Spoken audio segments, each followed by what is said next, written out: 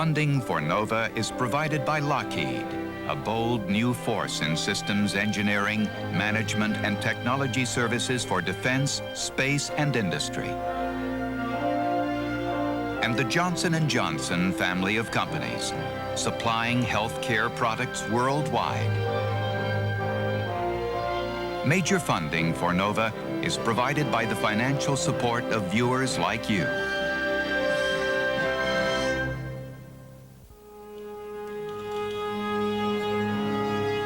Music is a complicated thing.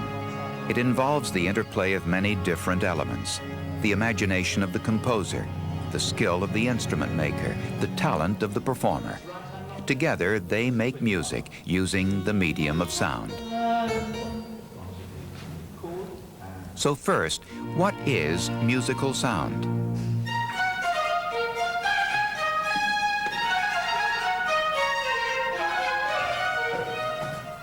Gerard de Wart is a famous player of the carillon.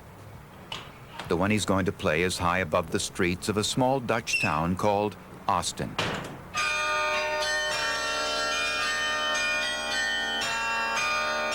Bells are some of the oldest of musical instruments and a familiar sound here, although they're not to everyone's taste. Professional players learn tricks of the trade to limit the impact of those often jarring bell sounds. In the town's famous bell foundry, they construct sand and wax molds into which molten bronze is poured. It's a process which hasn't changed for centuries.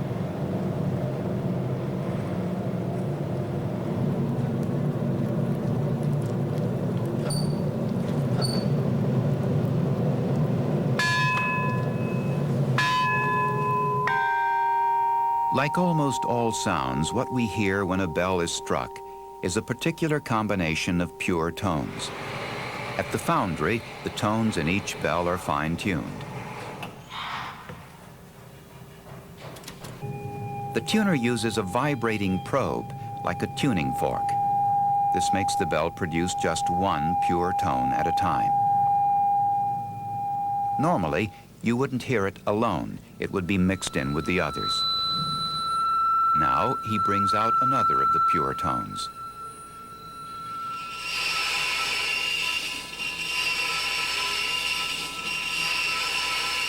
By trimming different areas, the tuner finely adjusts each tone component. Working with the foundry recently has been acoustic scientist Adrian Houtsma. At the Eindhoven Technical University, he's recorded and analyzed the pure tone components of bell sounds. First, let's listen to a bell as it was recorded.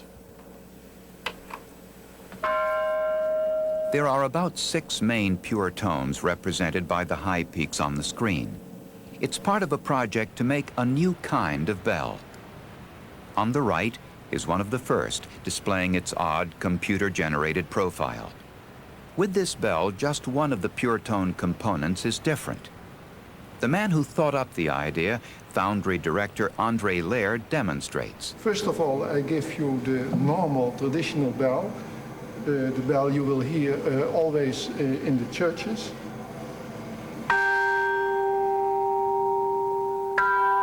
The new bell has a sweeter, more harmonious sound.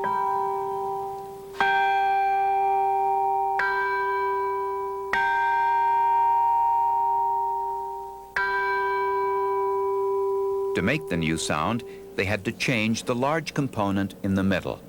It's known as the minor third.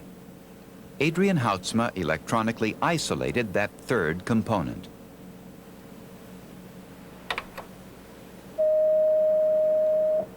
Here it is. Very strong third component. It doesn't sound much like a bell. It sounds a little bit like a whistle. Now it's displayed again with its companion tones, making the typical bell sound. And now we are going to change this third to a major third. And listen to it. Notice how it has moved up, while all the other components have remained the same. Back to the minor third. And a major third. Wat we nu gaan doen is een luistertest Adrian Houtsma electronically synthesized a set of new bells so he could run a comparison test. Als ik zo dadelijk de tape recorder aanzet, dan hoort u 45 keer achter elkaar 2 melodietjes. Laten we maar meteen beginnen.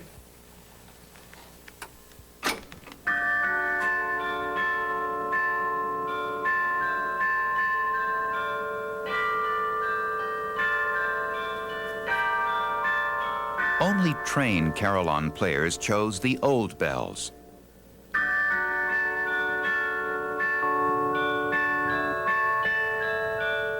Non-musicians preferred the new type, enough for the foundry to go ahead and cast a complete set of new harmonious bells. Here they are, played by Gerard de Wart.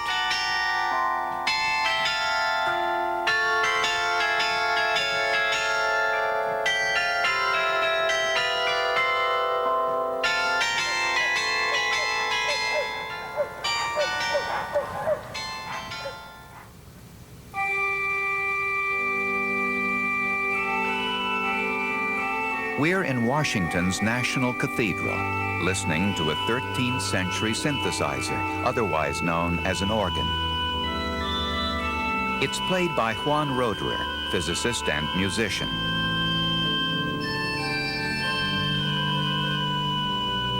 Organs are different from other instruments. Once bells or trumpets or violins are built, the pure tone components they produce are fixed. Each has its own limited set of tones, which determines the quality of sound it produces. But organs have hundreds of pipes, each one able to produce a single pure tone. Roederer demonstrates some of them.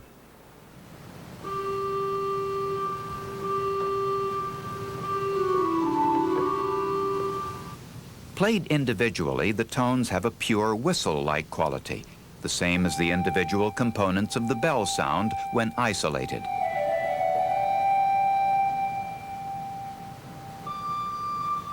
In fact, all musical sound is made up of tones like these.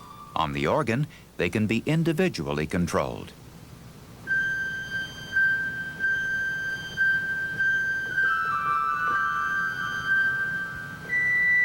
The skill of the organist lies in selecting combinations of pure tones which together make pleasing sound qualities, or timbres as they are called. Let me play a little piece here at the beginning of a choral prelude to illustrate these differences in timbre. First, Roederer uses a combination of 5 pure tones. Watch or listen to the melody.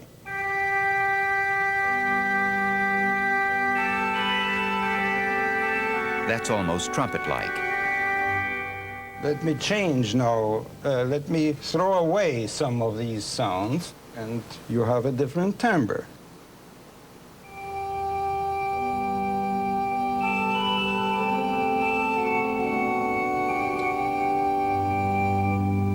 This one here.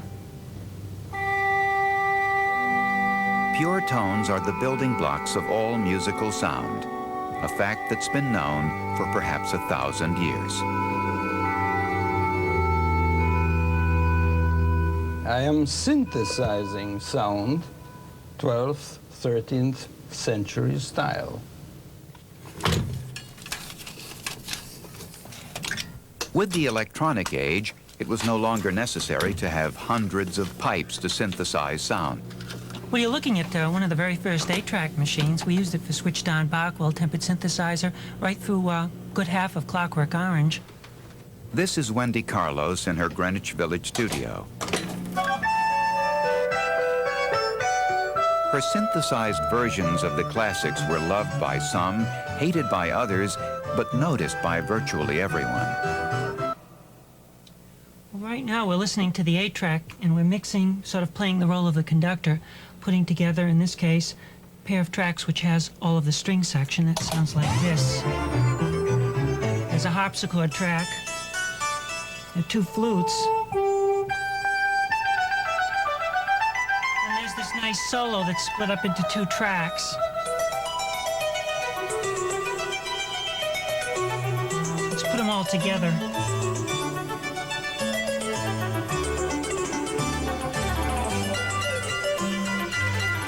needs a little more echo.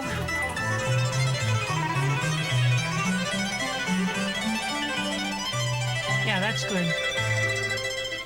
Her early work was with a Moog synthesizer. It's a museum piece now. The way it works is the reverse of a pipe organ. First, it generates these harsh, bright sounds containing many pure tones, like playing all the pipes in an organ at once.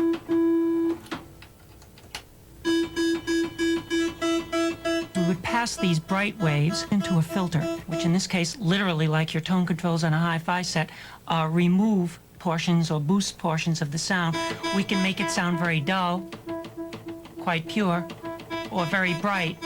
And you can do this dynamically in time, so sort of percussive, or make it open up, make it sit up there. The Moog was revolutionary, but with limited control over the tone components, its sounds were crude. Soon it was overtaken by a second revolution, using computers to exactly specify each individual tone component. Unlike the Moog synthesizer, we're not going to be taking away, tearing down bits of a very bright wave. Instead, we're going to put together little overtones, pieces of sounds, characteristic of all sounds, and assemble them additively rather than subtracting parts that we don't want. Using the computer attached to this keyboard, Wendy Carlo starts to build a xylophone. Here's the first pure tone. Now, obviously, if we want to make that sound like a xylophone, we're going to have to make it speak more quickly.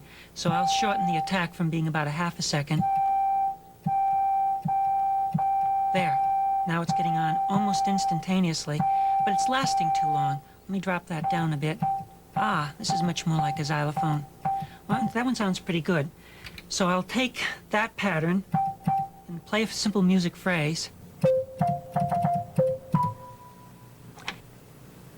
Now she specifies 3 more pure tones in the proportion she already knows that a real xylophone produces.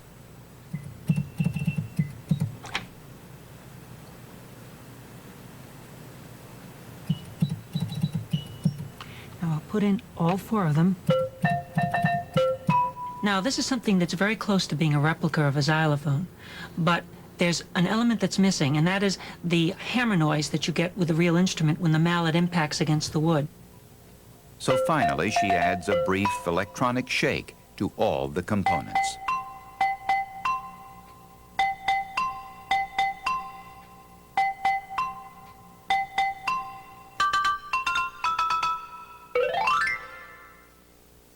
This is the anechoic chamber at Bell Labs. Here, 10 years ago, when it became clear that computers were going to be able to do things like imitate xylophones, a critical experiment was done. Now we have the microphone in this direction, so you can play in that direction whenever you want, as soon as I close the door. Okay. Jean-Claude Risset was analyzing the pure tone components in a trumpet sound and was to make a critical discovery.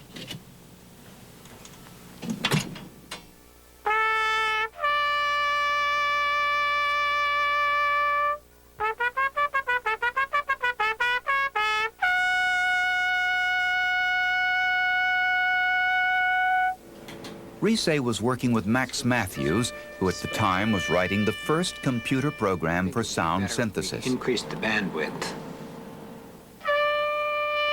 On the screen, the spikes represent the many pure tone components in the trumpet sound. Risset noticed something about how they behaved. When it gets louder, more brilliant, there is more high-frequency energy coming in. The higher components, the ones on the right, only appear when the note gets louder. As a result, the sound quality changes, gets brighter. With this simple idea, for the first time, their computer could produce a sound which came close to that of a trumpet. Here it is.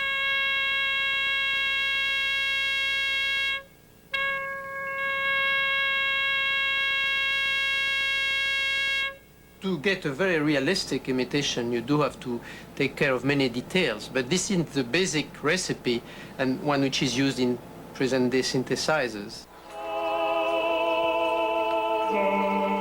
The voices you are now hearing are completely synthetic. They were created here in Paris at IRCAN. part of the Pompidou Art Center. Scientists now know a large number of those details needed for realistic synthesis, like the hammer glow of Wendy Carlos's xylophone. Synthesis of the human voice, done here by Xavier Rodet, is a perfect example.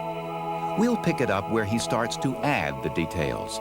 First, the basic combination of pure tones. Let's hear it.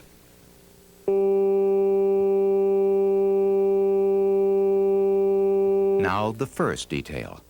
In singing, it's very usual to add vibrato.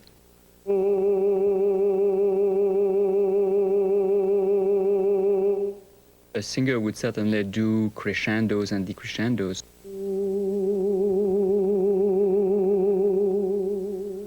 What we heard was a kind of volume control change on the steady state tone, so it doesn't sound so natural. In fact, when a singer would do a crescendo, it would change the richness of the sound in high frequency. It's the same as the trumpet, a common effect. Then we have to consider the way a singer would go from one note to the other. Of course, we want to go from the note to the other in a much more natural way, which is something like a smooth transition from the low pitch to the high pitch. And so we started from the simple tone. We added vibrato, we added crescendo and the modification of the richness of the sound with volume, and also we set up the transition between notes, and finally we could really make the computer sing a melody.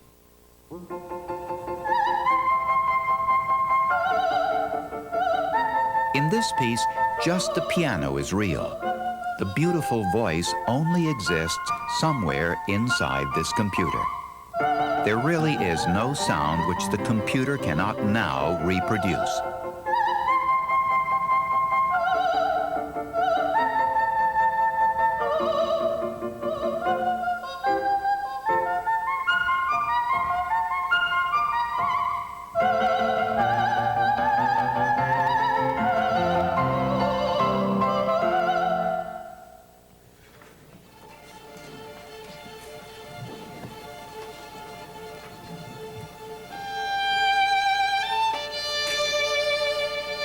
The sweet tones of the violin, entirely real in this case.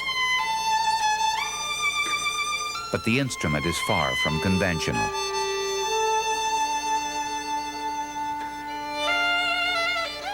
It's the product of a sophisticated investigation into wood and varnish, which aims to reproduce the materials used in the golden age of Italian violin making, when in the 17th and 18th centuries, the famous Strads and Guarneris were made.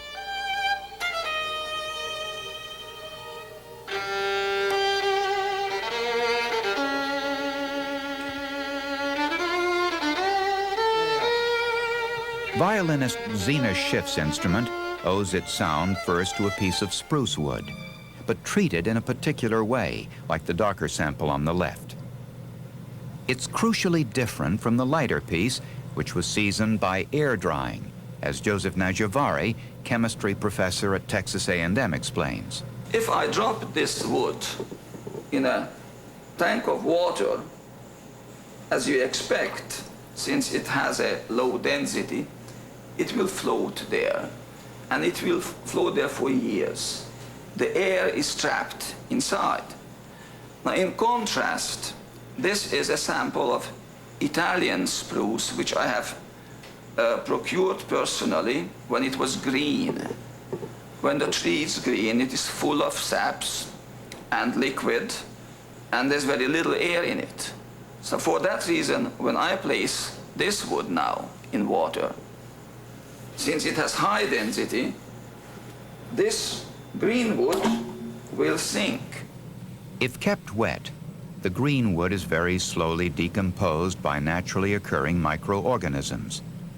Suspecting that the old violins were made from wood like this, Najavary begged some shavings from a restorer of fine instruments. When examined in the electron microscope, the shavings, these are from a famous Stradivarius, revealed a characteristic pattern.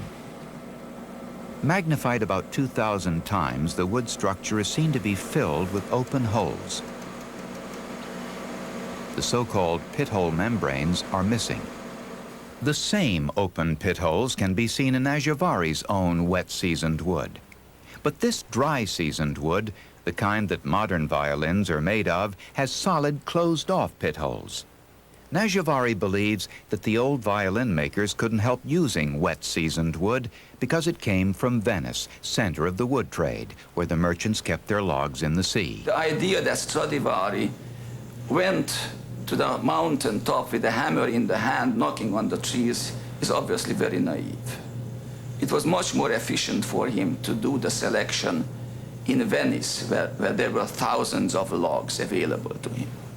Another old sample, but now it's the varnish that's under investigation. Under the microscope, Najavari made a startling discovery: tiny mineral crystals from gemstones of various kinds.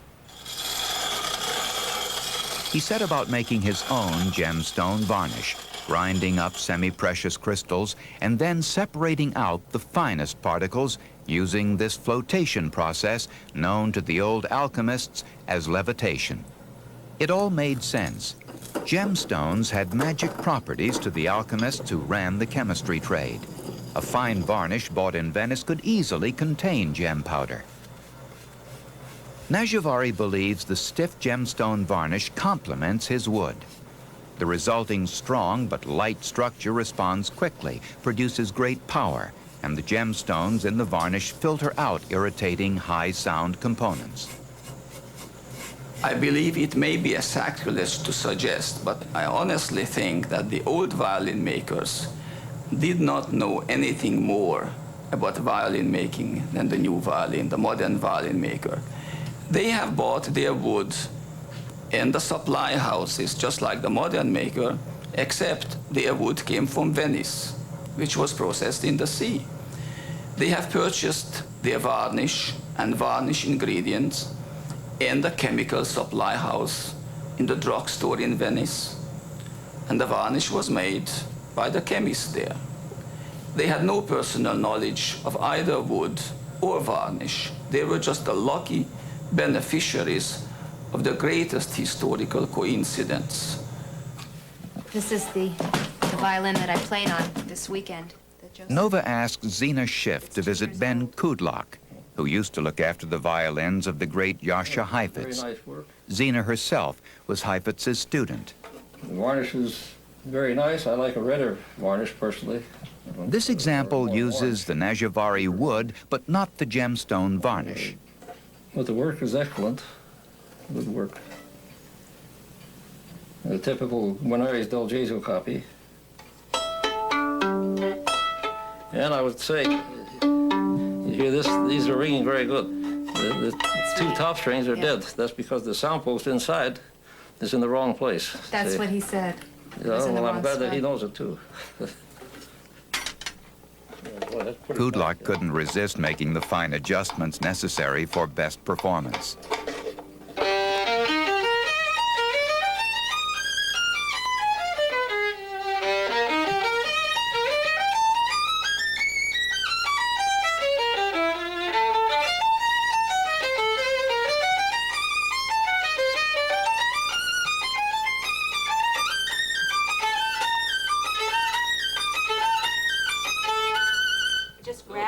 Beautiful.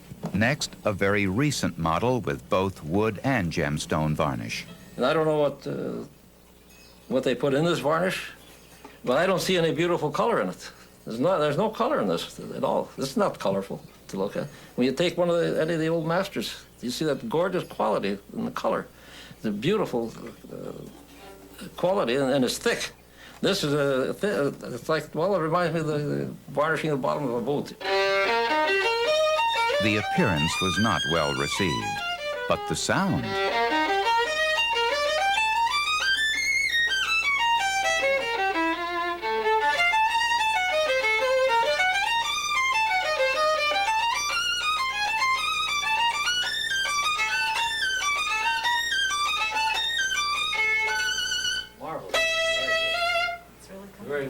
boy, the overtones now, you have to hear those overtones, they're deafening. This sounds much better than the other one to me. That's what he said, even though it's only 2 weeks old. Even despite what some people say, that the older ones, but he said this one's going to be better. That's right. And then the real thing. Well, that's a beautiful violin. Well, that's a Joseph Phyllis Fandry Guarnerius. Made in 1740 about, wasn't it? Yes. About 1740. Now look at this varnish. See that rich gold, that golden brown color? All this is original. And where from here, where it's worn off from playing, it's still protected. The wood is protected. Looks good and sounds beautiful.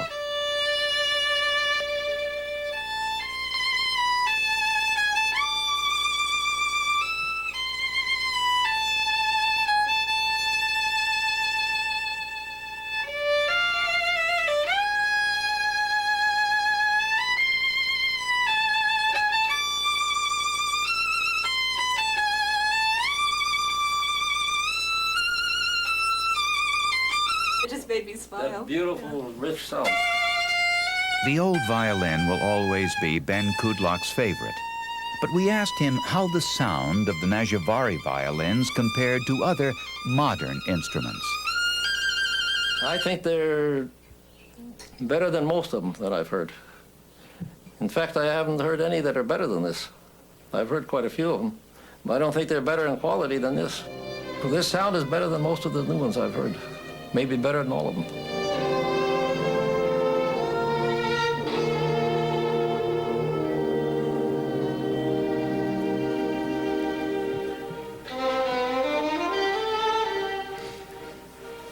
Judging fine violins is, even in this computer age, a subjective business. We left the newest violin with Ben Kudlak. He wanted to make some adjustments and fit a new bridge, and he went to a Zina Schiff concert. His conviction was strengthened. It was, he said, the best new violin I've heard.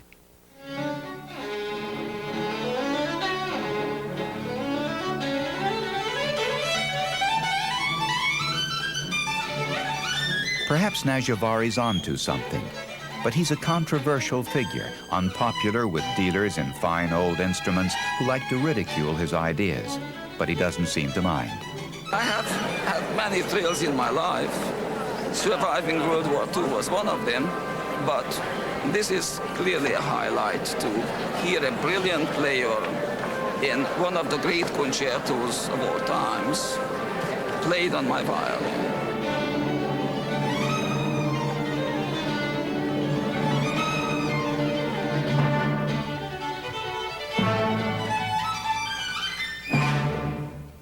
Perhaps the best attitude is Zina Schiff's. Beauty, after all, is in the ear of the beholder.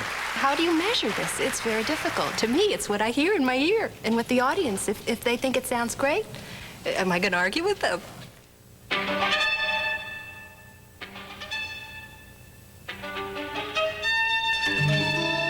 As Zina Schiff understands, the relationship between performer and audience is a vital one. That's why the electronic violin and this strange drum were invented.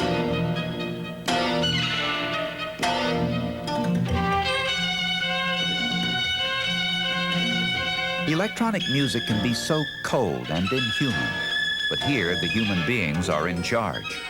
Right here on the stage, the performers are manipulating a synthesizer and the computer which runs it. Playing the drum is composer Richard Boulanger. It's a composer's dream. It's absolutely a blast to play. It's very responsive. It allows me to be in control of the expression of my musical ideas.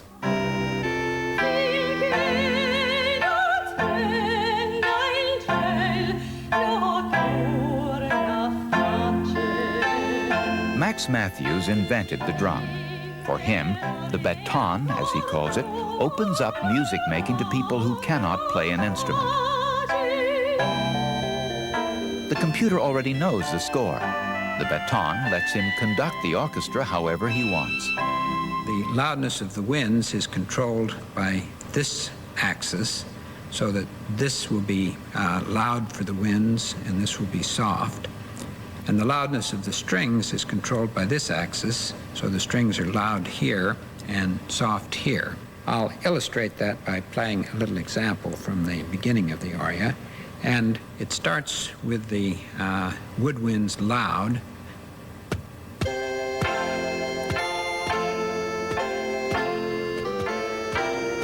Now I'll play that again, softer.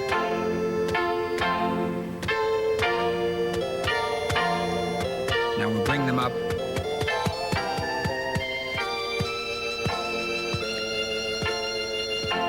And now we bring out the strings.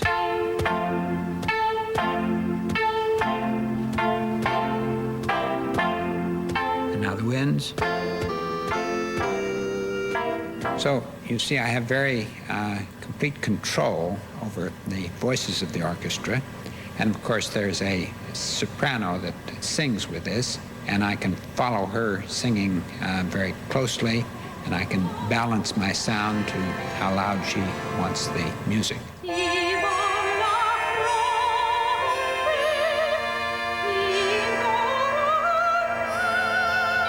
The beauty of the baton is its flexibility. Different instruments or a new piece of music are just a matter of reprogramming the computer, and that essential quality of live performance is never lost.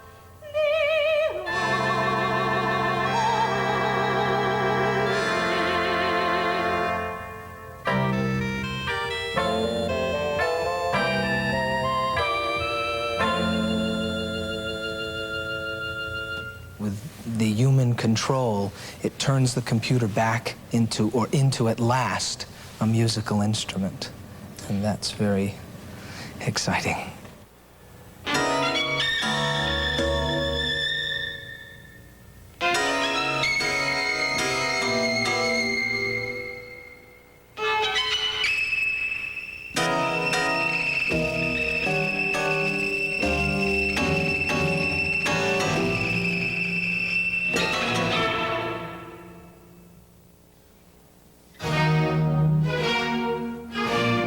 Boston's Handel and Haydn Society is playing the overture to Messiah. The instruments are all antiques or close copies, matching precisely the 18th century music being played. But whether playing computers or cellos, performers bring a vital added dimension, their style of playing. Christopher Hogwood, an expert on musical style, explains. Even if you opt to use original instruments, this doesn't necessarily mean you'll have a stylish performance. You could take the first few measures of the overture to Messiah and treat them literally as they appear to be written on the page. You would get this effect.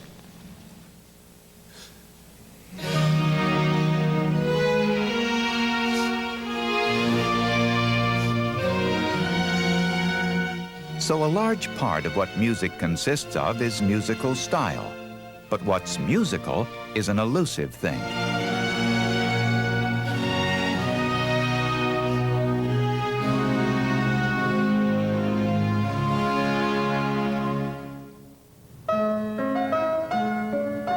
Concert pianist Malcolm Bilson is playing Mozart.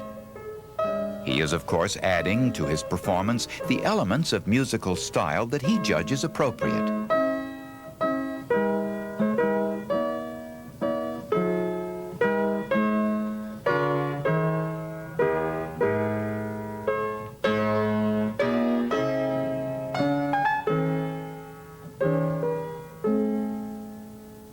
I'd like to ask you to play unmusically, and by that I mean don't do whatever you consider to be At Cornell, psychologist Caroline Palmer persuades musicians to remove all musical elements from their playing. That way, she hopes to find out just what those elements consist of. Here, Bilson tries to play Mozart unmusically.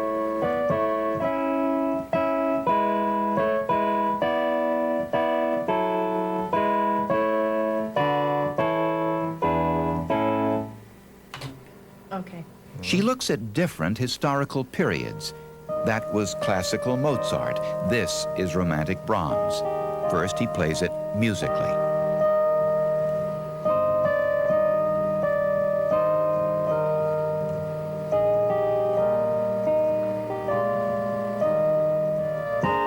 Now Bilson tries the same piece unmusically, but it's not easy.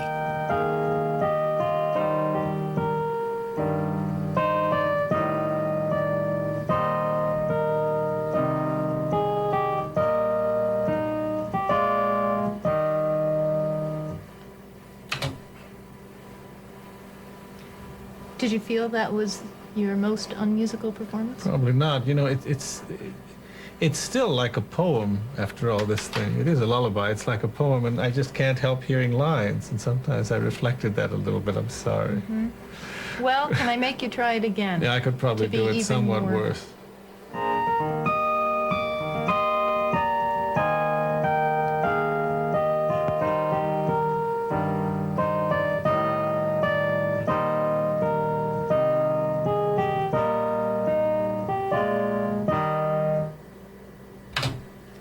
Does this come out on CD or only cassette? Caroline Palmer has found some basic recurring patterns. First, melody is often brought out by playing it out of sync, exaggerated in this demonstration.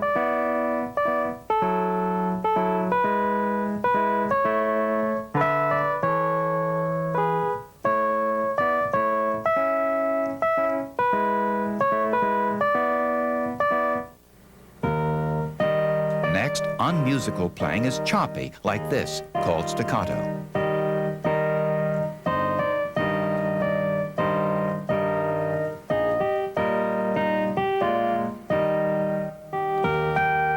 Musical is more often legato or smooth, like this. Each note lasts for a longer time.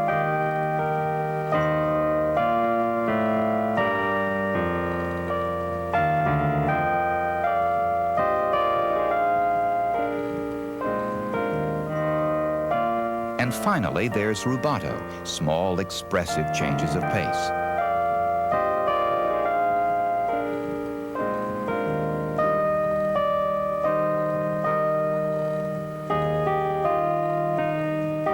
These patterns were found in these two different styles, the classical style and the romantic style, as well as being consistent across performers and within a performer across performances.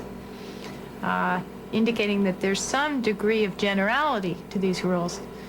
Now, there's probably many other rules characterizing musical performance, and some of which may be very specific to the interpretation as well as the instrument being played and the style of the period. But I think timing is an important dimension for all instruments. It's one of the dimensions on which performers can manipulate information to communicate their interpretation to listeners.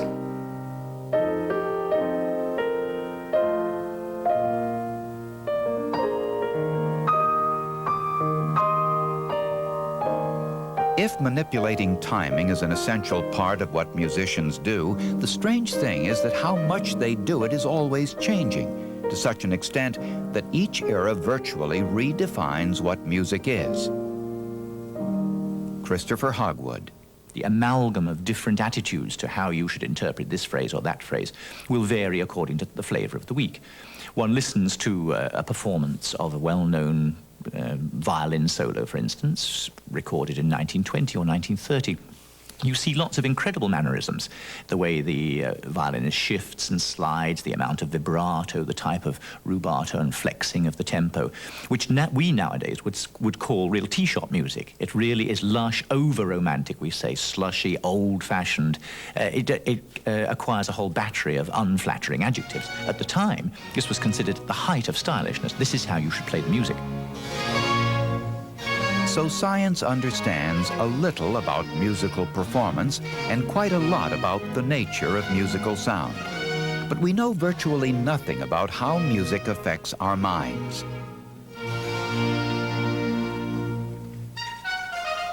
Yet millions in the Nova audience will find this music stirring or exciting or fascinating, evocative in some way or another.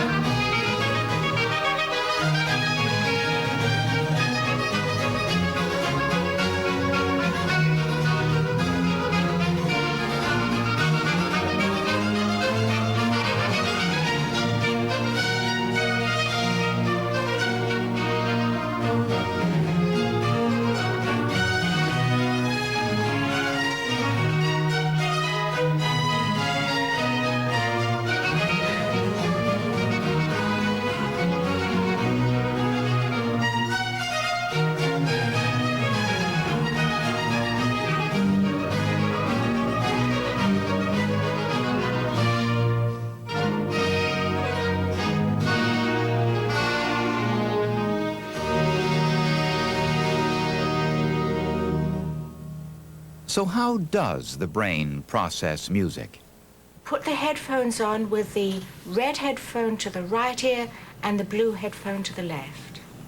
This perception experiment is one of several conducted in this University of California lab by Diana Deutsch. One ear gets the following.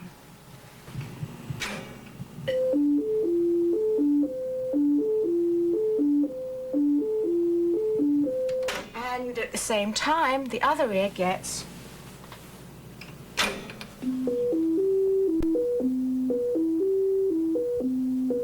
But the subjects never perceive those patterns. Well, I hear two melodic patterns in contrary motion, and they begin an octave apart, and then the one on the right ear is higher, and it descends in an ascent, dee da da da da da da da da da da da da, just over and over and over again. And then there's one on the left ear, which is low, and begins an octave below that, dee dee dee dee dee dee dee dee dee dee dee dee. What is going on in the brain? This is the input to one ear, and this to the other. Together, the brain constructs two new melodies. We'll separate one out. It's made up from notes that are as close in pitch as possible. Diana Deutsch believes that's what we are used to hearing with natural sounds. Similar sounds are likely to be coming from one source and different sounds from different sources. So with this type of pattern, it makes sense for the listener to assume that tones in one frequency range are coming from one source and tones in another frequency range from a different source. We therefore perceptually reorganize the tones in accordance with this interpretation. We are reorganizing this orchestra so we can hear a remarkable example of this effect. The musicians who play the second violin part are moving to their 19th century position on the right. The passage will be from Tchaikovsky's Sixth Symphony, written when orchestras were arranged this way. With the second violins now on the right, the first violin section remains on the left. This is the first violin part.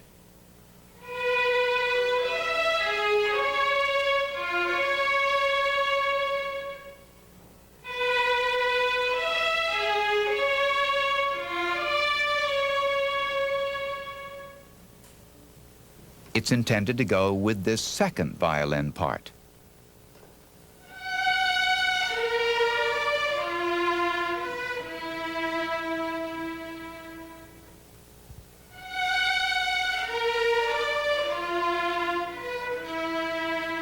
Now, together, something new emerges.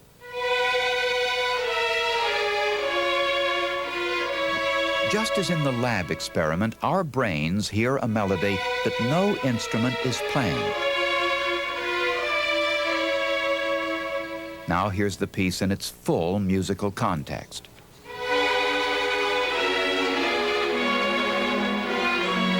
It's a perfect example of the complexities that appear when you try to analyze how music and mind interact.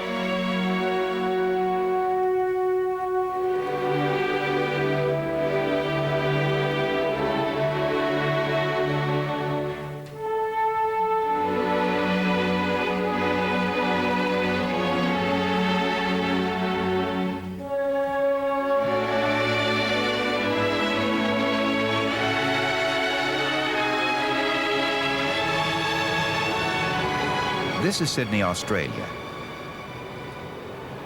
The Opera House juts out into the harbor, and nearby is the Music Conservatorium.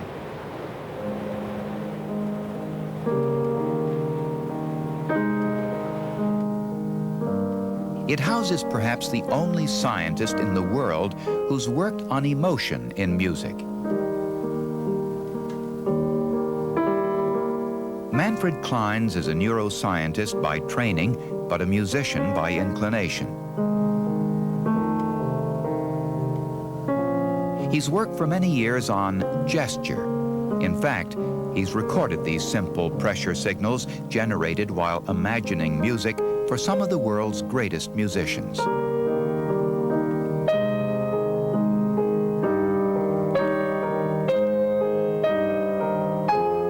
It occurred to Kleins that these gestures might represent that essential but hidden part of music, its emotional message.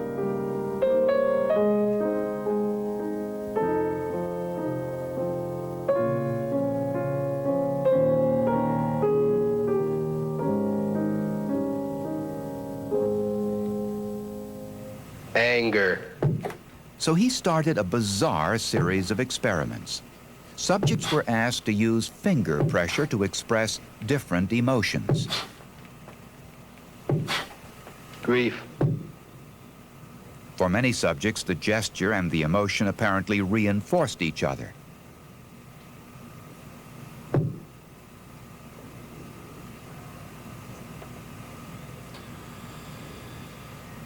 Soon, a set of gestures similar for many subjects emerged.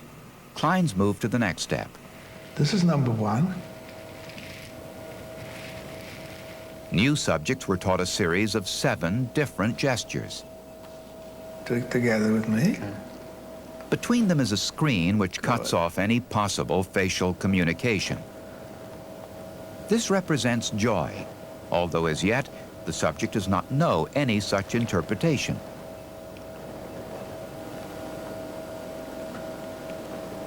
This is grief. We'll superimpose how the pressure on the button changes so the shape becomes clear.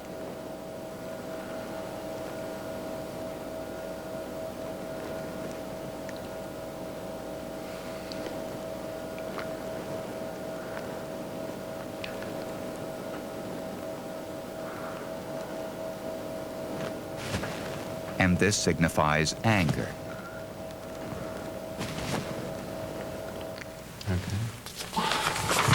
Could you look at this?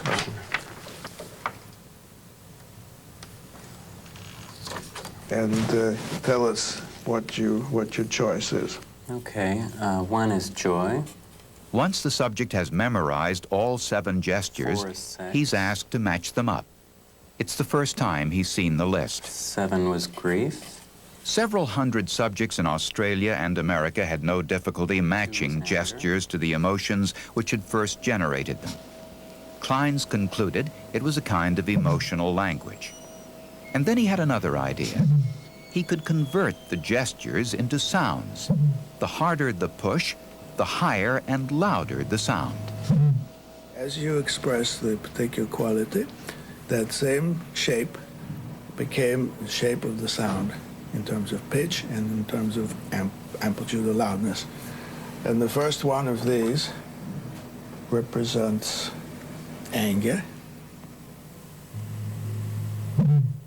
That has an abruptness to it, just like the actual anger expression. It's territorial defense. This is grief.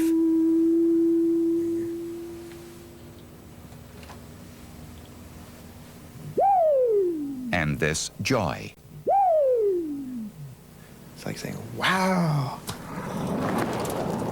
With this new tool, he sped off into the Australian outback. The sound shapes communicated emotions to his white subjects as effectively as the visual forms. But what about people of a different culture? Are the shapes more universal?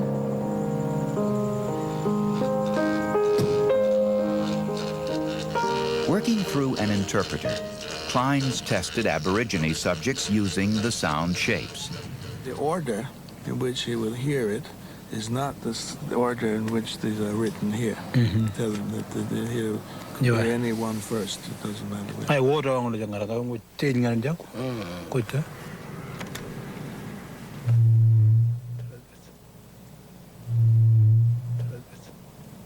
He's careful not to give away any hints. Chinakai ambojo.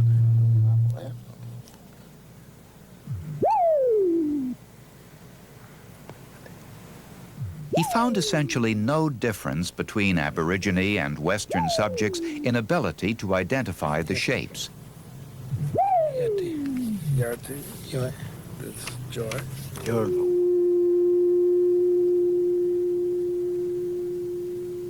So Kleins believes these forms are a universal emotional language and are to be found everywhere in music. Music is par excellence a language of emotions. For example, the funeral march of Beethoven's Eroica, where he expresses grief along the lines of these shapes that you had.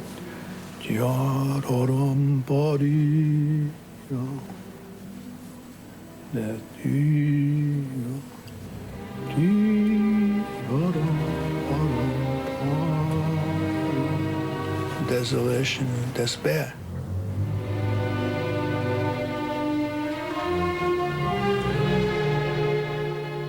And in the Haydn, there's exuberance, joy.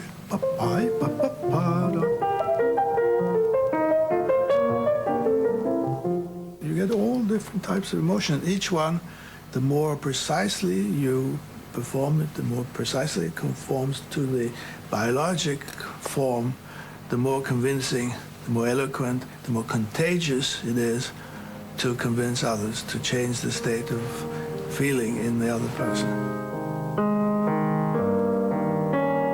So music is emotions, it's complex sounds, it's musicians adjusting their performances, and much more. We asked our participants what they think music is. Music lets you become free of your own personal life. In Paris, what is music? A structure in time and sounds that tells us something, that moves us somewhere. In Greenwich Village, what is music? I like Perez's definition. He said it was organized sound. That's so broad that it embraces anything in the future that you can't predict, you know? For the violin maker, what is music? Music, to me, is pleasing sound.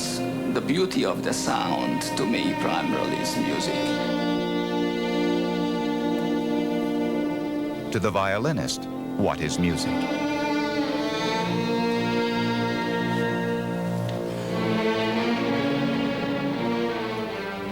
It's my whole life. At the Handel and Haydn Society, what is music? Music is the use of sounds to move the human soul.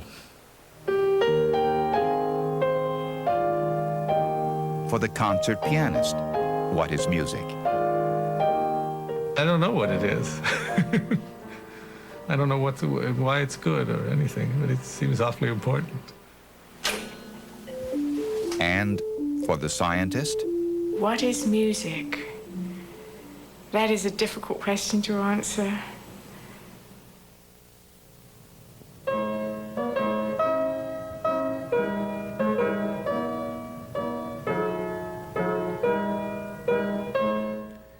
Be with us next week at this time for a Frontline special report that pieces together the latest information on a terrible act of sabotage earlier this year. Join us next Tuesday at 8 for Tracking the Pan Am Bombers. And stay with 11 Now as the American Experience looks at the past, present, and future of Yosemite National Park.